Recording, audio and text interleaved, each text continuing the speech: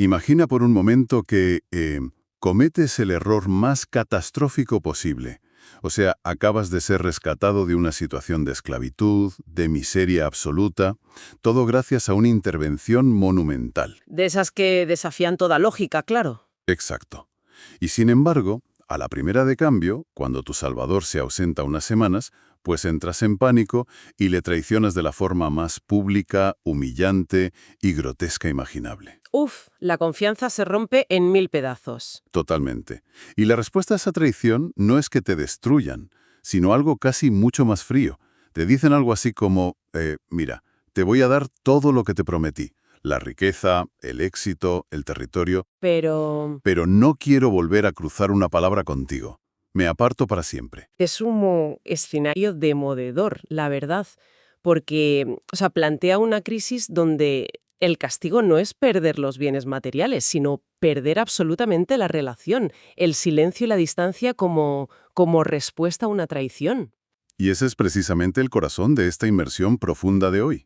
Vamos a sumergirnos en una pila de textos históricos, de notas y estudios teológicos, para analizar la que probablemente sea la mayor crisis de relaciones públicas e interpersonales de la historia antigua. Madre mía, telita con el tema. Sí, sí. Estamos hablando del capítulo 33 del libro del Éxodo, usando como base la versión Reina Valera. Para situar a quien nos escuche, los israelitas acaban de cometer el desastre del becerro de oro. Moisés subió a la montaña, tardó demasiado en bajar, y el pueblo, pues, entró en pánico. Y decidieron fundir sus joyas, para hacerse un ídolo al estilo egipcio. Una traición monumental. Así que nuestro objetivo al desgranar estas fuentes es entender cómo se gestiona esta fractura entre lo divino y lo humano. Vamos a explorar conceptos que a menudo se malinterpretan, como la santidad, el juicio o la misericordia. Lo fascinante aquí es que el ambiente de los textos en este punto es casi asfixiante. Imagina la escena.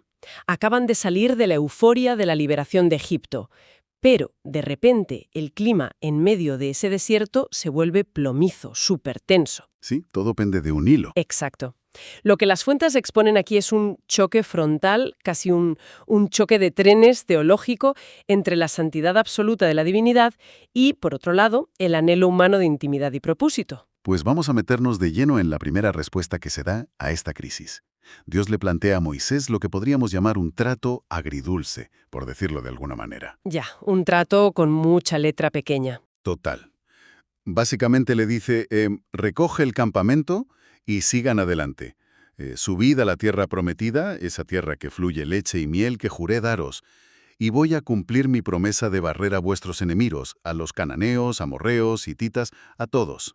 Vamos, que les despeja el camino. Sí, sí, para asegurarse de que el plan logístico se cumpla, dice que enviará un ángel por delante de ellos. Sobre el papel, si uno lo lee rápido, pues parece una victoria rotunda, ¿no? Consiguen la tierra, la seguridad militar, el futuro está asegurado. Claro, logísticamente es un éxito sin precedentes. Se ha, subcontratado la seguridad a un ángel y el destino está garantizado. Pero la letra pequeña de este acuerdo es devastadora. A ver, El texto explicita una condición terrible. Dios especifica: yo no subiré en medio de ti. Y la razón explicitada en las fuentes es que son, y cito, un pueblo de dura cerviz. una expresión curiosa, por cierto. Mucho. Es una expresión del Antiguo Oriente para describir a un animal de tiro, como un buey, que tensa el cuello y se niega a ser guiado. O sea, son intratables. Vale, vamos a desgranar esto porque, a ver, me cuesta entenderlo. Si estamos hablando de un Dios todopoderoso, infinito en gracia, ¿por qué no simplemente perdona y ya está? Ya, es lo que uno pensaría. Claro, ¿por qué esta necesidad de apartarse del campamento y decir explícitamente eso de para que no te consuman el camino? O sea, desde una perspectiva moderna, suena casi una rabieta divina, un me enfado y no respiro. O me estoy perdiendo algo del contexto de la época. Es una duda súper lógica desde nuestra mentalidad actual, desde luego. Pero fíjate, el concepto de santidad en estos textos no es simplemente una actitud moral o un nivel de enfado. La santidad, el concepto hebreo de kadosh, implica estar completamente separado. Separado. Vale. Sí, pertenecer a una categoría de existencia totalmente distinta, pura y perfecta. Piensa, por ejemplo, en el sol. El sol no odia a la humanidad. De hecho, da la vida. Exacto. pero si acercas algo impuro o frágil a la superficie del Sol, pues Te desintegras en milisegundos. eso es, se desintegra. No por maldad, sino por la naturaleza misma del Sol. De igual manera, la presencia directa de un Dios infinitamente santo en medio de un campamento manchado por el pecado, por la rebelión y la idolatría del becerro, Claro, crearía una reacción incompatible. totalmente, podría aniquilarlos. Así que, paradójicamente, esta retirada divina es un juicio, sí, pero es fundamentalmente una medida de protección. Se aleja para no destruirlos. Es, en realidad, un escudo temporal. Fíjate, es como si unos padres descubren que su hijo ha hecho algo imperdonable, algo que destruye a la familia. Hmm. Pero en lugar de dejarlo en la calle, le compran la casa de sus sueños, le pagan las facturas de por vida y le dicen algo así como tienes el techo, tienes la comodidad económica, no te va a faltar de nada, pero nosotros te entregamos las llaves y no volvemos a hablar contigo jamás. ¡Wow! ¡Qué ejemplo más duro! Tienes el beneficio material intacto, pero la relación, que era lo que le daba sentido a todo, se ha pulverizado por completo. Y esa es la tragedia exacta de la situación. Y lo interesante es leer cómo reacciona el campamento. No celebran el éxito inmobiliario o militar para nada. Los textos relatan que al escuchar esta noticia, a la que llaman directamente una mala palabra, el pueblo entero entra en un luto profundo. Se dan cuenta al instante de que la casa no sirve de nada si los padres no están. Eso es. Y entonces Dios les ordena quitarse todos sus atavíos, sus joyas y sus adornos. Y hay que recalcar aquí que no son unas joyas cualquiera compradas en un mercadillo, tienen una historia muy pesada detrás. Muchísimo. Esos adornos de oro y plata eran en muchos casos el despojo de Egipto, o sea, era la indemnización por siglos de esclavitud, su fondo de pensiones, su seguridad financiera, vamos. Madre mía. Pero el gran problema es que esas mismas joyas fueron la materia prima que usaron para fundir el becerro de oro. El oro de sus cuellos y orejas financió su idolatría, literalmente. Claro. Por lo tanto, el acto de despojarse de estos atavíos no es una simple disculpa formal, es un acto físico de humillación, un arrepentimiento profundo. Se están, digamos, quitando de encima su falsa seguridad y el recordatorio constante de su fracaso. Totalmente. Pero claro, esto genera una crisis logística brutal, porque si la presencia divina, ese sol metafórico del que hablábamos, ya no puede estar dentro del campamento sin que sea un peligro letal para ellos. ¿Cómo se comunican ahora? Porque Moisés tiene que improvisar una solución de emergencia. No pueden quedarse incomunicados en medio del desierto. Hay que aclarar que no estamos hablando del majestuoso tabernáculo con cortinas bordadas en oro y querubines del que hablan otros capítulos. No, eso aún no se había construido. Exacto. Es una tienda provisional, muy sencilla. Y la instrucción es clave. La instala, y cito, lejos, fuera del campamento. Y la llama el tabernáculo de reunión. Las afueras. Ese es un detalle que, lo cambia todo. Cualquiera que buscara orientación o respuestas no podía quedarse cómodamente en su parcela. No, ¿qué va? Tenía que hacer el esfuerzo físico y público de salir del perímetro de seguridad del campamento, caminar hacia lo desconocido, vamos, hacia las afueras. Si conectamos esto con el panorama general, el simbolismo de esto, si miramos las notas teológicas que cruzan todo el texto bíblico, es inmenso. Esta reubicación de la presencia de Dios hacia la afuera prefigura temas centrales que van a aparecer siglos después. Ah, sí. Sí, las fuentes del Nuevo Testamento, concretamente el libro de Hebreos, en su capítulo 13, hacen eco directo de esto, al señalar que Jesús padeció fuera de la puerta, fuera de la ciudad de Jerusalén. Ostras, qué conexión. El mensaje subyacente que se extrae de aquí es que buscar la presencia divina a menudo exige un desmarque. Exige abandonar la comodidad en la multitud, el campamento donde todos se sienten protegidos y validados, y, bueno, asumir la vulnerabilidad de ir hacia las afueras, hacia el lugar del rechazo o del aislamiento. Y las fuentes describen la dinámica visual de este proceso, y de verdad que es digna de la mejor cinematografía. Imagina ser uno de los israelitas por un momento. Estás en tu tienda, despojado de tus joyas, y ves salir a Moisés. Todo el campamento en tensión. Sí, todo el pueblo se ponía de pie, en un silencio reverencial, a la entrada de sus propias tiendas, siguiendo con la mirada a Moisés mientras caminaba solo por el desierto hacia esa tienda solitaria. ¡Qué imagen!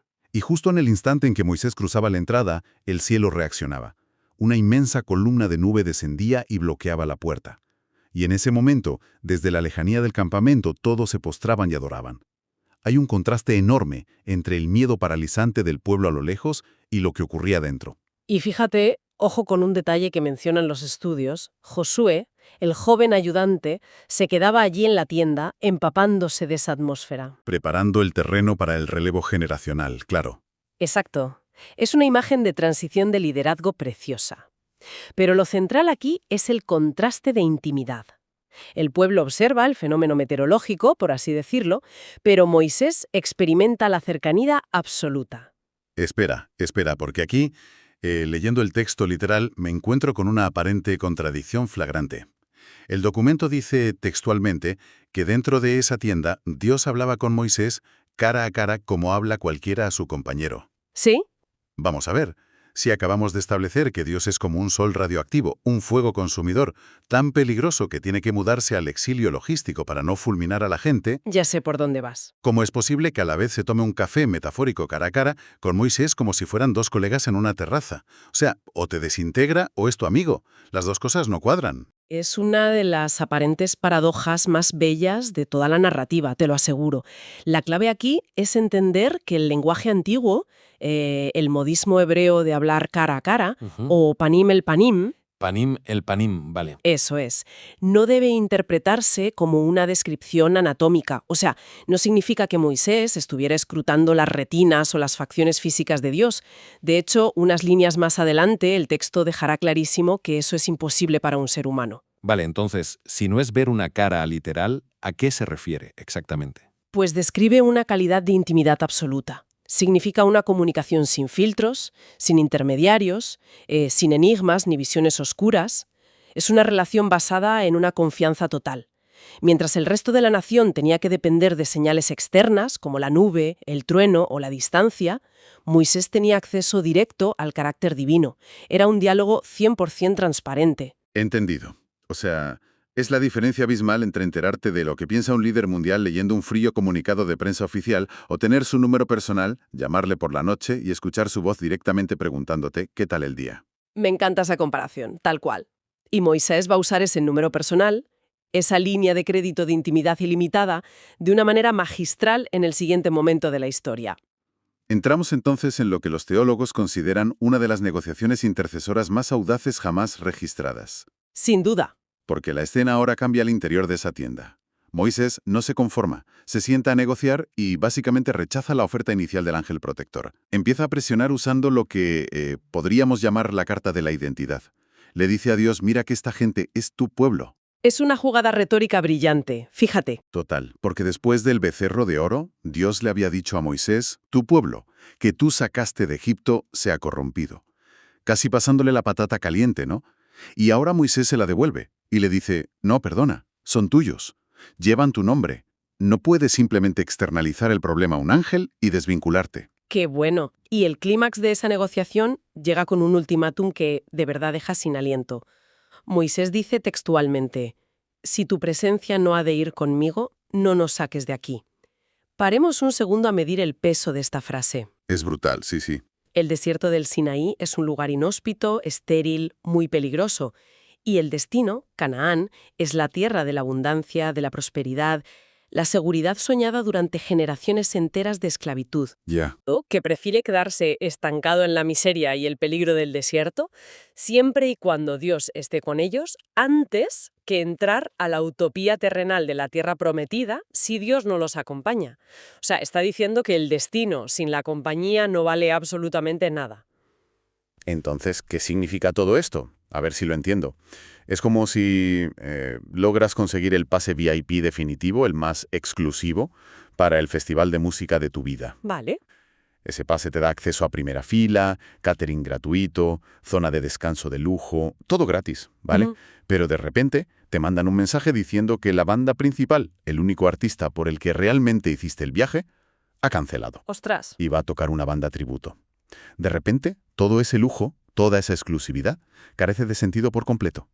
Moisés entiende perfectamente que Israel sin Dios es solo un grupo de nómadas con suerte. Exacto. Lo que los hace únicos frente a los egipcios o los cananeos no es su poderío militar ni su economía, Es única y exclusivamente la presencia habitando entre ellos. Si quitas al cabeza de cartel, el pase VIP es papel mojado. Totalmente. El beneficio sin el benefactor no tiene sustancia alguna. Y lo que resulta extraordinario al analizar las fuentes es descubrir por qué esta intercesión de Moisés tiene éxito.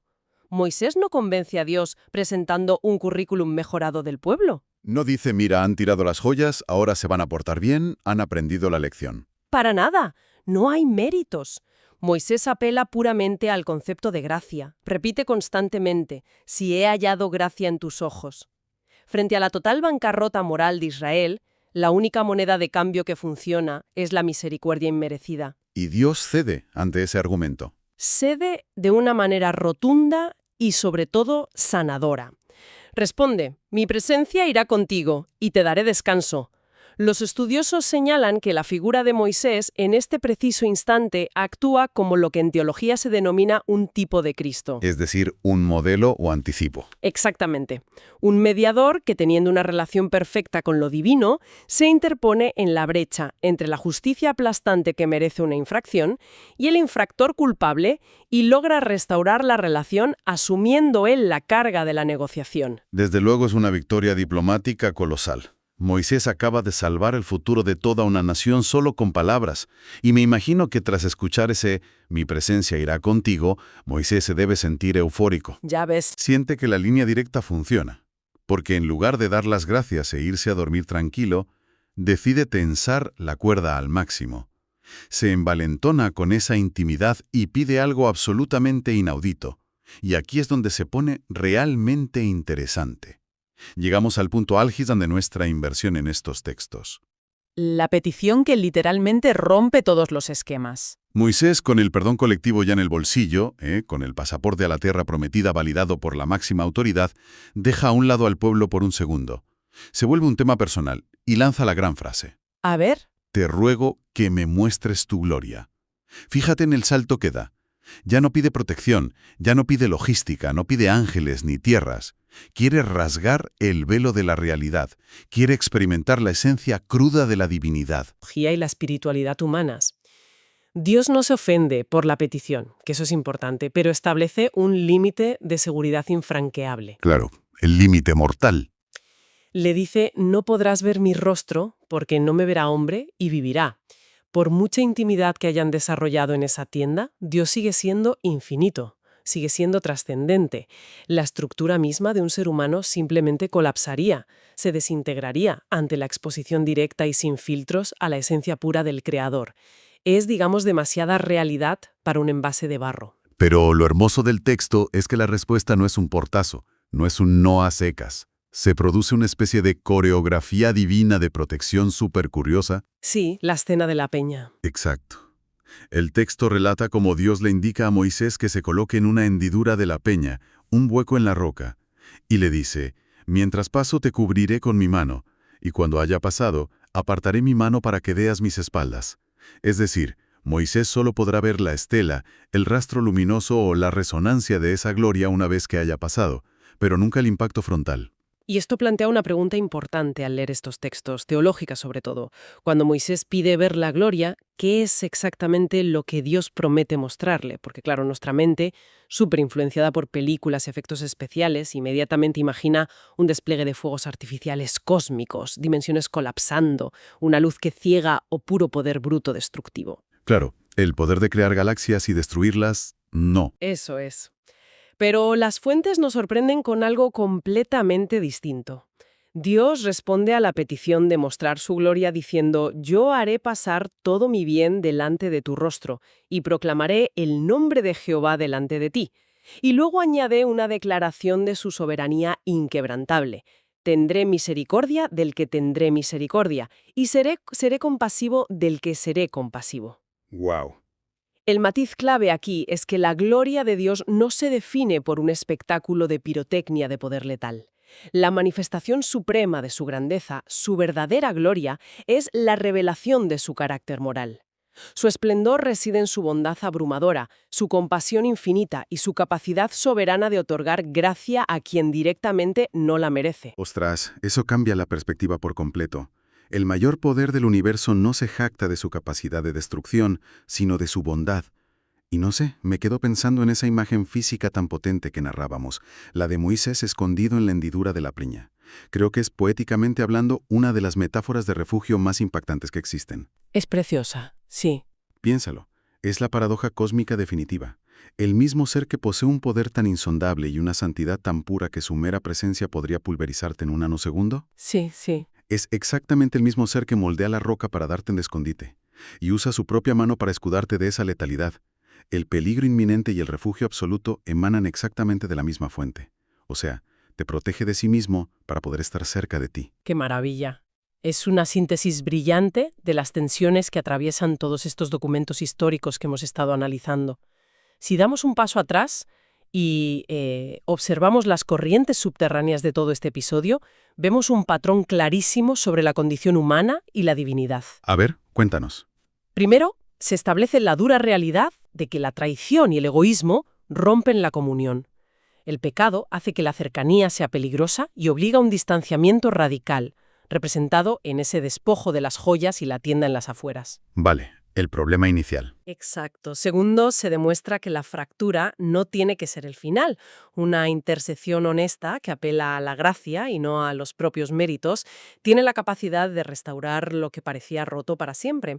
Y tercero, y esto es quizás lo más revolucionario, se concluye que la seguridad y la identidad de un individuo o de un colectivo no residen jamás en las ventajas secundarias. En los bienes, vamos. Eso es. No está en llegar a la tierra prometida, ni en derrotar a la competencia, ni en el confort material. La verdadera seguridad emana única y exclusivamente de la presencia de aquel que otorga la bendición. Pues es una conclusión que, inevitablemente, nos lleva a mirarnos en el espejo de nuestras propias vidas. Empezábamos hoy hablando de esas grandes rupturas interpersonales, de las crisis donde se decide si se salva la relación o si uno prefiere quedarse con la casa y el coche, pero perdiendo a la persona. Qué dilema, la verdad. Y tras este recorrido tan profundo al analizar las relaciones más cruciales que puede tener alguien que nos escuche, ya sean a nivel personal, profesional o en la dimensión más íntima de la espiritualidad, cabe plantearse una cuestión bastante incómoda. A ver. ¿Se vive luchando a diario simplemente por asegurar una tierra prometida llena de beneficios, buscando la paz mental, el estatus y las ventajas que la otra parte puede proporcionar? ¿O existiría la audacia suficiente para afirmar que uno estaría dispuesto a quedarse estancado en el desierto más árido y difícil con tal de no perder jamás esa relación fundamental? Qué gran reflexión para dejar flotando en el aire. Pues con este pensamiento cerramos nuestra sesión de inmersión profunda por hoy. Ha sido un trayecto fascinante desgranando estas antiguas fuentes. Gracias a todos por acompañarnos en este análisis. Hasta la próxima.